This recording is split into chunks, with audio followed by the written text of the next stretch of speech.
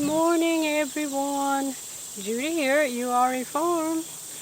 Well, these plants that I started from seed in July are now ready for their permanent place in the garden.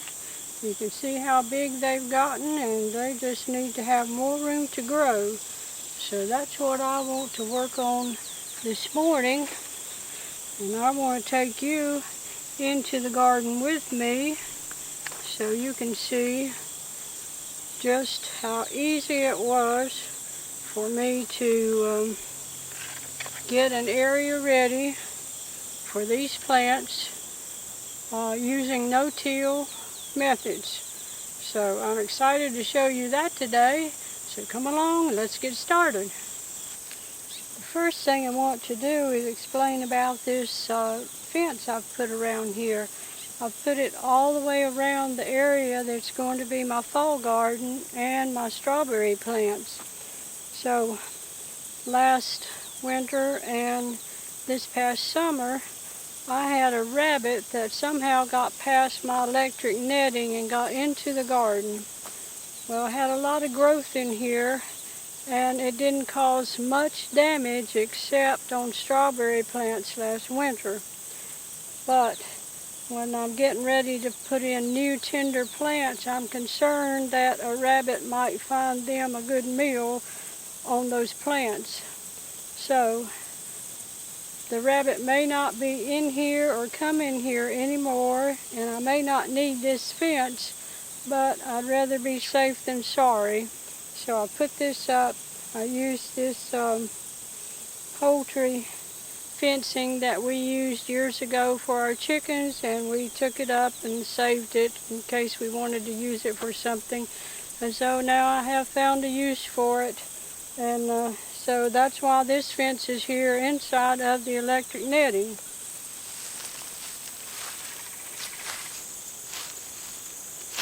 Now I'm going to start this morning with these collard plants. But before I start planting, I want to show you how simple and easy it was to have a nice bed to put these plants in.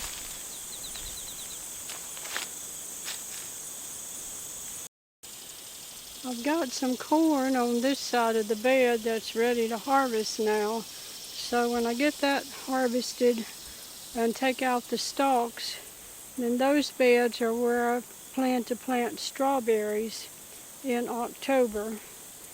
So as far as the rest of the bed, I want to explain the history of it for 1 year to let you know how I got to the point I'm at now. So in last fall, I planted a cover crop here, and that grew over the winter. Then in the late winter or spring, I cut that down, and I planted my potatoes here. Then when the potatoes grew about 6 to 8 inches, then I mulched it with leaves that I had collected over the winter last winter. So I put a thick coating of leaves then.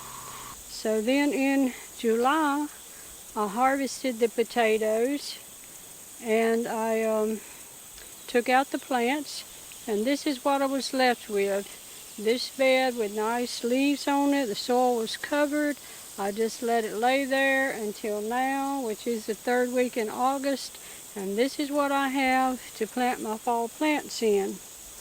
And I want to show you what good condition this soil is in now.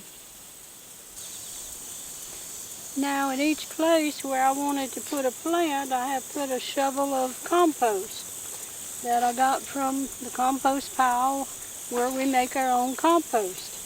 So I want you to see what good condition this soil is in. You can see how loose it is, how it's got aggregates, it's got good texture, it's moist. So this is where I have to put my fall plants, and I think it's going to do very well. I'm going to take off this lower leaf here, and I have seen just a little bit of damage on leaves when they were growing up there on the stand. I found a couple of worms, but I'm not going to spray yet. I'm just going to keep an eye on them and try to take off worms that I see. But if it gets too bad, I will spray with DP Dipel, I guess is the brand name, but it's actually Bacillus thuringiensis, which is a bacteria that when the worms ingest it, they stop feeding and then they die. So let's put this one in here. And I'm going to loosen this root ball just a little bit. But you can see they're not root bound. They're just in good condition, ready to plant. If you can grow your own plants, it is such a plus to grow them yourself. So I'm going to pull that up around there and